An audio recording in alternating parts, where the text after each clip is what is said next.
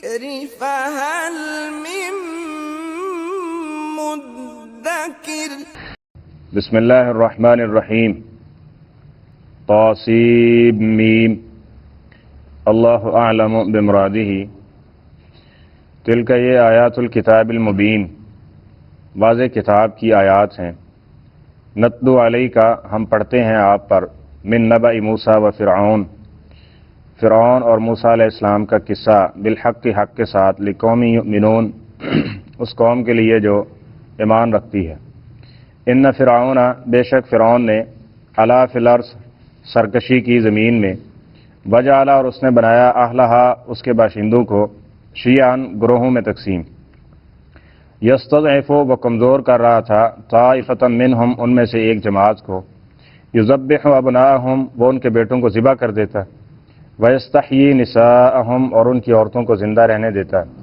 انہ کان من المفسدین بے شک یہ فسادیوں میں سے تھا ونرید اور ہم نے ارادہ کیا ان نمنا احسان کرنے کا علی الذین استضعفوا ان لوگوں پر جو کمزور کیے گئے تھے فی الارض زمین میں ونجعلہم اور ان کو بنانے کا ائمۃً پیشوا ونجعلہم الوارثین اور ہم نے ان کو کر دیا وارث ان کے ونمکن لہم فی الارض اور ہم نے اقتدار دیا ان کو زمین میں ونری فرعون و حامان اور دکھا دیا گیا فرعون اور حامان کو ہم نے وجنودہما اور ان دونوں کے لشکر کو منہم وہ چیز ما کانوا یحذرون جس سے وہ بچتے یا ڈرتے تھے سورہ قصص یہ مکی صورتوں میں سے ہے اور اس کے اندر جناب موسیٰ علیہ السلام کا اور فرعون کا اور موسیٰ علیہ السلام کی قوم کا ایک اور باغی تھا قارون اس کا واقعہ دیگر جگہوں سے کچھ قدر تفصیل کے ساتھ اس صورت میں ذکر ہوگا مناسبت اس کی دو طرح سے ہے کہ بنی اسرائیل امت محمد صلی اللہ علیہ وسلم کے نزدیک ہے اور مدینہ کے اندر بھی یہودی آباد تھے اور اس وقت کثرت کے ساتھ یہ اہل کتاب ہی تھے اور پھر قیامت تک ان کے ساتھ یہ چلتا رہنا یعنی ان کے ساتھ بات چیت مکالمہ تو اس لیے مکے کے لوگوں کو اور ان کا یہ سفر بھی اس طرف ہوا کرتا تھا اس لیے ان کو یہ واقعہ سنایا گیا ہے اور ساتھ میں یہ بتایا گیا ہے کہ دیکھ لو فرعون نے بھی جو بنی اسرائیل یوسف علیہ السلام کے ذریعے مصر کے اندر آئے تھے اور اللہ تعالیٰ نے ان کو اقتدار دیا ٹھیک ہے اقتدار کیسے دیا ایک آدمی کے ذریعے دیا اور وہ ایک آدمی کون تھا بکتا بکاتا جناب یوسف علیہ السلام اور فرعون اور سارے ان کو اس کے سرنگوں اس کے سامنے کر دیا یعنی تابع کر دیے تو اللہ تعالیٰ یہ محمد صلی اللہ علیہ وسلم کو بھی اللہ تعالیٰ نے یتیمی کے اندر یہ پیدا کیا ہے تو ایک وقت آئے گا یہ اشارہ تھا کہ نبی صلی اللہ علیہ وسلم بھی اسی طرح غالب ہوں گے اور دوسری چیز فرعون تھی کہ اس کے بعد پھر جب یوسف علیہ السلام کا یہ دور چلا گیا اور اس کے بعد چلتے چلتے موسیٰ علیہ السلام کا دور آیا اور اس وقت بنی اسرائیل کی حالت یہ تھی کہ بری طرح سے ان کو مارا جا رہا تھا اور ظلم و ستم ان کے اوپر ڈھائے جا رہے تھے اور وہ چند ایک طائفۃ منہم تھوڑے سے لوگ ان میں سے رہ گئے تھے تو اللہ تعالیٰ نے جس طرح ان کو اقتدار دیا اور اس وقت کی جو سپر پاور فرعون تھا اس کو کس طرح اللہ تعالیٰ نے برباد کر دیا اس میں یہ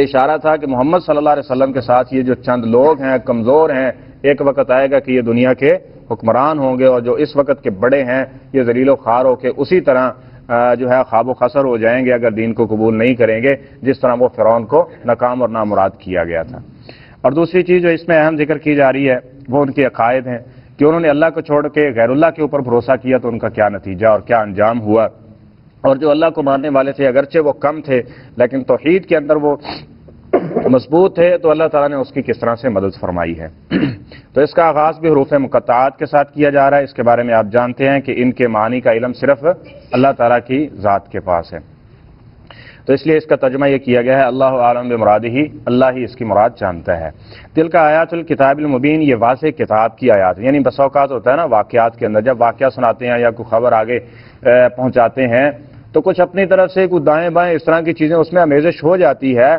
جس میں صحیح کے ساتھ کچھ غلط بات بھی مل جاتی ہے تو فرمایا کتاب المبین یہ روز روشن کی طرح عیاں بالکل حقیقت کے اوپر مبنی یہ باتیں ہیں نتلو علیک من نبأ موسیٰ و فرعون بالحق حق کے ساتھ حقیقی واقعہ موسیٰ علیہ السلام اور جو فرعون تھا اس وقت کا اس کے سامنے جو پیش آیا وہ ہم ذکر کر رہے ہیں کن کے لیے لقوم یؤمنون ایمان لانے والی قوم کے لیے. جس طرح قرآن پاک کے آغاز میں کہا گیا نا ہدی للمتقین، ہدایت تو ہے یہ، لیکن اس سے فائدہ کون اٹھائیں گے؟ جو متقی ہوں گے، اللہ سے ڈرنے والے ہوں گے. یہ آیات ہیں، سننے والے بہت سارے ہوں گے، لیکن مانیں گے کون؟ اس پر یقین کون کریں گے اور اس کے مطابق عمل پیرا کون ہوں گے؟ یؤمنون، جو ایمان کے خالص ہے.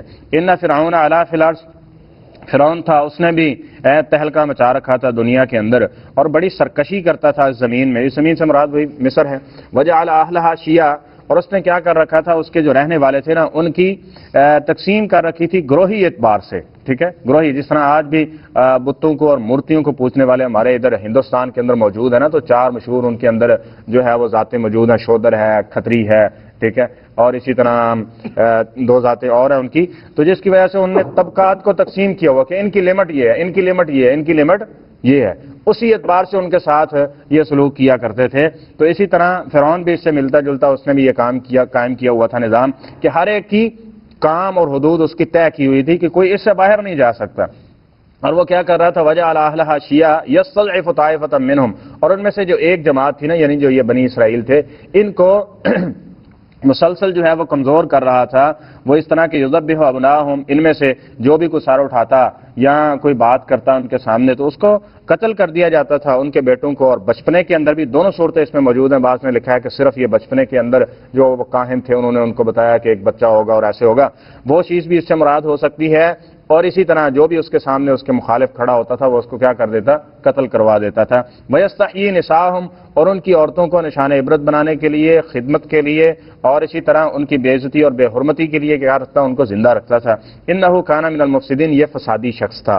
وَنُرِيدُ أَن نَّمُنَّ عَلَى الَّذِينَ اسْتُضْعِفُوا، اور پھر اللہ فرماتے ہیں ہم نے ارادہ کر لیا کمزور لوگوں کے اوپر احسان کرنے کا. کمزور لوگ جس طرح مظلوم ہے نا، مظلوم کے بارے میں نبی کریم صلی اللہ علیہ وسلم کی حدیث بھی ہے نا کہ مظلوم کی بد دعا سے بچو. مظلوم کی دعا کے اندر اور اللہ تعالیٰ کے درمیان کوئی پردہ حائل نہیں ہوتا، لیکن مدد کب کرنی ہے، کس وقت کرنی ہے، یہ اللہ تعالیٰ ہی بہتر جانتا ہے. اس کی وجہ سے دعا کو نہیں چھوڑنا چاہیے اور نہ ہی اس سے عدم یقین اس کے اوپر، یعنی نا امیدی، اس طرح کا پہلو نہیں آنا چاہیے. یہ دیکھیں یہ کتنا ایک عرصہ گزرا ہے، عرصے کے بعد دعائیں چل رہی ہیں، سارا کچھ ہو رہا ہے. اللہ تعالیٰ نے پھر مدد کی اور فرمایا کہ ہم نے احسان کرنے کا ارادہ کر لیا. وَنَجْعَلَهُمْ أَئِمَّةً، اور پھر ہم نے کیا کر دیا؟ ان کو پیشرو بنا دیا، ان کا مقتدا بنا دیا. وَنَجْعَلَهُمُ الْوَارِثِينَ، اور ان کی جو ساری یہ جو سلطنت تھی ان سب کا وارث ان کو کر دیا. وَنُمَكِّنُ لَهُمْ فِي الْأَرْضِ، اور ہم نے ان کو دنیا کے اندر کیا دیا؟ اقتدار دیا. دنیا کے اندر اقتدار. دیکھیں اکیلا آدمی ہے، اکیلا آدمی کیا ہے؟ وہ زیادہ سے زیادہ اپنے اوپر کنٹرول رکھ سکتا ہے، اپنے گھر والوں کو درست کر سکتا ہے. لیکن اگر ایک صالح حکمران ہوگا تو آپ اس کا اندازہ خلفائے اربعہ سے لگا سکتے ہیں، خلفائے اربعہ سے. اور پھر قرآن پاک میں واقعہ ذکر کیا گیا جناب سلیمان علیہ السلام کا. ٹھیک ہے، وہ دنیا کے اندر انہوں نے اعلان کیا تھا جو ہم نے پیچھے پڑھا ہے. اور اسی طرح سلیمان علیہ السلام کا واقعہ ہے. اور سورۃ کہف کے اندر واقعہ آیا ہے جناب ذوالقرنین کا. انہوں نے کہا جو ظلم کرے گا میں اس کے خلاف کھڑا ہوں. ٹھیک ہے، اور جو شخص امن کے ساتھ اس میں رہنے والے ہوں گے، ٹھیک ہے، ان کے ساتھ ہم احسان والا معاملہ کریں گے. تو اگر کوئی نیک حکمران ہوگا تو اس کی وجہ سے کیا ہوگا کہ جو بد ہیں وہ کمزور ہوں گے، اور بدوں کے اندر بھی بہت سارے لوگ ایسے ہوں گے جو اصلاح کی طرف آ جائیں گے. لیکن جب حکمران بدوں میں سے آ جائے گا تو پھر اس کا نتیجہ یہ ہوگا کہ اچھے لوگوں کو بھی اچھائی کرنا مشکل ہو جائے گی، اور اچھے لوگوں کے لیے، دینی لوگوں کے لیے، مذہبی لوگوں کے لیے بھی وہ اس طرح کی پریشانیاں اور اس طرح کی یہ چیزیں آئیں گے. اور آج کل امت مسلمہ کی یہ جو حالت آ رہی ہے اس کی خاص طور پہ ایک وجہ یہ ہے کہ بھاگ دوڑ ایسے لوگوں کے ہاتھ میں ہے جن کا اسلام کے ساتھ یا تو تعلق نہیں ہے، اگر ہے تو وہ سرسری ہے. اور وہ بھی جو اسلام انہوں نے سیکھا ہے، آپ پورے عرب کنٹریز کو دیکھ لیں اور ہمارے اس معاملات کو دیکھ لیں تو یہ چیزیں آپ کو ملیں گی کہ ان کے پیش رو کون ہیں اور وہ کہاں سے دین سیکھ کے آ رہے ہیں اور وہ کیا کر رہے ہیں اور پھر وہ کیا قوم کو دے رہے ہیں. تو فرمایا کہ ہم نے ان کو اقتدار دیا. یہ بھی یاد رکھیں کہ صرف وہی نہیں ہے کہ ہم عزت چاہیں، ترقی چاہیں، خوشحالی چاہیں، اور بھائی دینی بھی اور دنیاوی ترقی، دونوں ترقی کے لیے ضروری ہے کہ ایسے حکمران کا انتخاب کیا جائے کہ جو شخص کیا ہو کہ دینی نقطہ نظر سے ہمارے لیے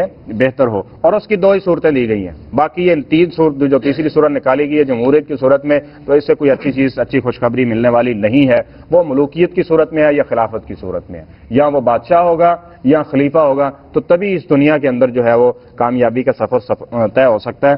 وگرنہ یہ باقی سارے نظام اللہ کے نظام کا کہاں مقابلہ کر سکتے ہیں. باتیں تو ہو سکتی ہیں، وقتی طور پہ دل تو بہلایا جا سکتا ہے، باقی ان میں پڑا کچھ نہیں ہے سوائے بربادی اور ہلاکت کے. تو فرمایا ہم نے ان کو اقتدار دیا. پھر انہوں نے کیا کیا؟ اس دنیا کے اندر پھر دوبارہ سے امن کو نافذ کر دیا. مومن کیا کرتا ہے؟ مومن بغاوت تو نہیں کرتا نا. مومن اپنی جو ہے وہ چاہت اور خواہشات کو نافذ کرنے کے لیے تو یہ کام نہیں کرتا، وہ اللہ کے دین کے غلبے کے لیے کام کرتا ہے۔ فرمایا ہم نے ان کو اقتدار دیا اور فرعون کو دکھا دیا، اور اس کا جو وزیر تھا، جو اس میں برابر کا شریک تھا ظلم و ستم میں، حامان وجنودہم، اور ان دونوں کا جو لشکر تھا، منہم ما کانوا یحذرون، جس سے وہ ڈرا کرتے تھے نا وہی چیز ان کو دکھا دی۔ یعنی جو ظالم ہے نا وہ سمجھ رہا، علم تو ہوتا ہے کہ کسی ظالم کے آخر کتنے دن ہوں گے، ایک وقت آئے گا تو پھر وہ اپنی سلطنت کو مضبوط کرنے کے لیے اس طرح سے ظلم و زیادتیاں کرتا رہتا ہے تاکہ اس کی جو سلطنت ہے وہ مضبوط ترین رہے۔ لیکن بہرحال اللہ تعالیٰ کا نظام وہ اسی کے اختیار میں، وَلَهُ كُلُّ شَيْءٍ، اور اس کے اندر کوئی دخل اندازی تو نہیں کر سکتا۔